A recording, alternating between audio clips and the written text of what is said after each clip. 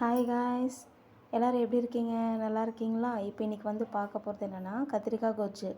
அந்த கத்திரிக்காய் கோஜ்ஜு எப்படி செய்கிறதுன்னு பார்க்கலாமா? இப்போது 3 டேபிள் ஸ்பூன் எண்ணெய் ஊற்றிட்டு அதில் கடுகு கொஞ்சம் போட்டுக்கலாம். கடுகு நல்லா வெடிச்சிட்டோன்னா வெங்காயம் போட்டுக்கலாம், பச்சை மிளகாவும் போட்டுக்கலாம். வெங்காயம் நல்லா வதங்கிச்சு. இப்போ தக்காளி போட்டுக்கலாம். 1/4 டீஸ்பூன் மஞ்சள்தூள் போட்டுக்கலாம். இப்போ மிளகாத்தூள், வீட்டு மிளகாத்தூள், ஏன்னா மிளகாத்தூள் தனியாக வந்து 2த்தையும் சேர்த்து தான் அரைச்சி வச்சுருக்கேன். அதனால் வந்து நான் ஒரு 2 டேபிள் ஸ்பூன் போட்டுக்கிறேன். இப்போ பாருங்கள், கத்திரிக்காய் வந்து நம்ம க்யூப்ஸாக கட் பண்ணியிருக்கோம். அதை அப்படியே நம்ம போட்டுக்கலாம். நல்லா பொடியாக கட் பண்ணிக்கோங்க. இப்போ வந்து பார்த்திங்கன்னா 2 நிமிஷம் நல்லா வதக்கிக்கோங்க. இப்போ பார்த்திங்கன்னா நம்ம பாசிப்பருப்பு வந்து ஊற வச்சுருக்கோம். அதை வந்து நம்ம அப்படியே இதில் ஊற்றிக்கலாம். பாசிப்பருப்பு போட்டிருக்கோம்ல, அதை நல்லா கலந்து விட்டுக்கோங்க.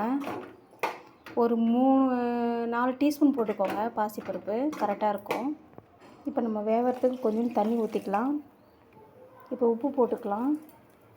நம்ம கருவேப்பிலையும் போட்டுக்கலாம். கேஸ் இப்போ வந்து பார்த்திங்கன்னா கருவேப்பிலையை நம்ம தூவிக்கலாம் லாஸ்ட்டாக. அவ்வளோதான், கத்திரிக்காய் கோஜ்ஜு வந்து பார்த்திங்கன்னா ரெடி ஆயிடுச்சு. சரிங்களா? இதை நம்ம பொங்கலுக்கு சர்வ் பண்ணிக்கலாம். சரிங்களா? சர்வ் பண்ணிவிட்டு உங்களுக்கு காமிக்கிறேன். ஹாய் காய்ஸ், இப்போ வந்து பார்த்திங்கன்னா கத்திரிக்காய் கோஜ்ஜு ரெடி ஆயிடுச்சு.